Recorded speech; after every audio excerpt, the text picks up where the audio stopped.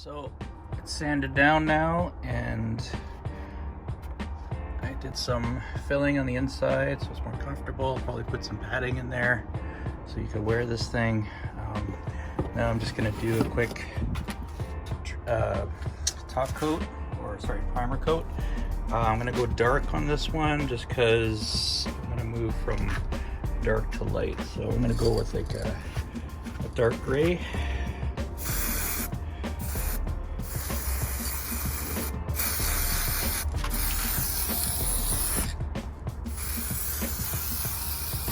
Then I'll probably hit it with another spray, like a lighter spray.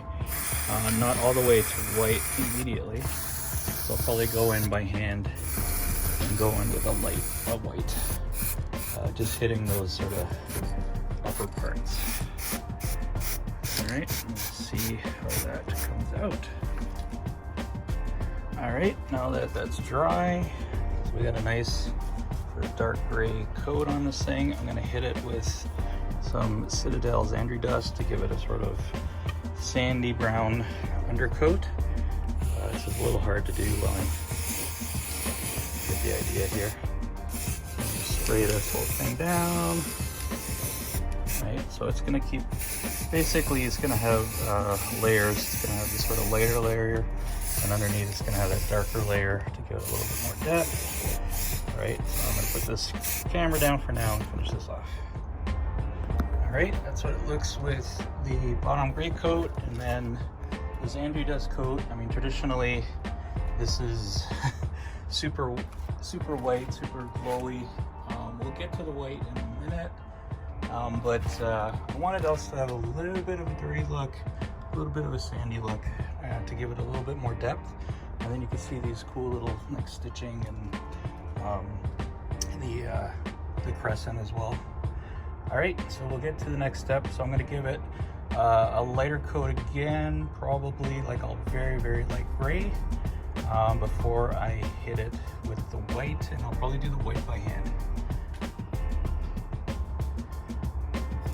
All right, so the last thing I'm gonna do is hit it with this Wraithbone, which is kind of an off-white, pretty light. So I'm gonna basically cover the mask in this, and then the final one will be a super bright white, but I'm gonna do that by hand. So I'll give you an idea what this looks like as I hold something like that. So I'm gonna get this whole thing covered here, and then we'll come back. All right, so here you are. We got all the prime down, so it's basically 3 prime layers. It's kind of an off-white. You still see some of the grays and stuff peeking through. But I will go and hand paint it. That'll be my final step, where I'll go in and make it a bit brighter. Before I do that though, I gotta figure out how to put the back on it. I'm thinking of using like these elastics so you could easily slip it on and slip it off. We'll see how that works out. But I also want to add these things, which are these little lights.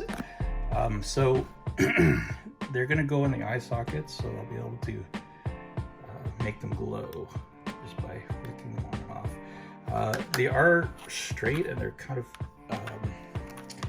solid, but obviously in the for the eyes I'm gonna have to bend these out.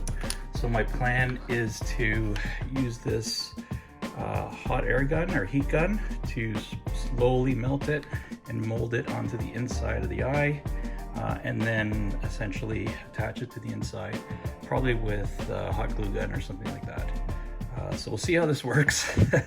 All right, on to the next step. All right, so worked on the interior a little bit.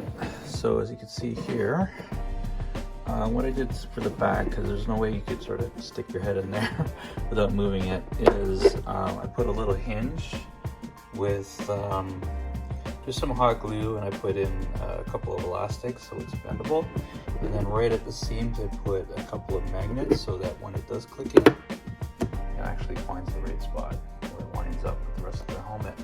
And then on the inside, I grabbed these sort of transparent lights, and used I used my hot air or my heat gun to melt them a little bit so that they would form into where the eyes are, because they were straight and obviously you had to bend it a bit. So I bent it a bit, And yeah, I just basically duct tape the rest of it, of the electronics in here. So all you need to do is just, you know, click a little switch in there and it turns them on. And it's got a pretty cool effect. So it looks like this. So there you go. So next steps is really to make the inside a little more comfortable, getting some foam in there, and then doing a final coat. As you can see, there's little, you know, little dark areas and things like that. You can see a couple places where it banged up here, but we'll get that all painted up, and that should be the end of that project. All right, so you see I put some foam in there. It's still wet. Just put some glue and some foam in there. So I'm gonna let that dry. In the meantime, I'm gonna get that top coat of white painted on this thing. So hopefully it'll all be dry at the same time. We can try it out. All right, so doing the top coat now while the inside's drying. Basically it's just some white paint, and I'm using a makeup brush, actually, of all things. I actually find these are super cheap at the dollar store, and they work really well. So I'm just gonna like be lightly brushing. You can see the difference in shade from the white and the sort of off-white that's happening now. But I'm gonna keep a little bit of the depth to it just by hitting all the ridges, so you can sort of see all the patterns, because it's actually a really cool sculpt. So I'm gonna continue to do this, and we'll be back when this is all done. All right, so given the whole thing a couple of coats of dry brushing of the white, so now it's much whiter, but you still see some of the tan and the gray, like in the depths of it, which I think really looks good, especially around where the lacing is. So all I'm gonna do is, just so that we don't get a lot of chipping, I'm sure it'll happen, but I'm gonna put a varnish coat on the whole thing. That's why I've covered the eye parts, and that's it. So just give it a nice varnish across the whole thing.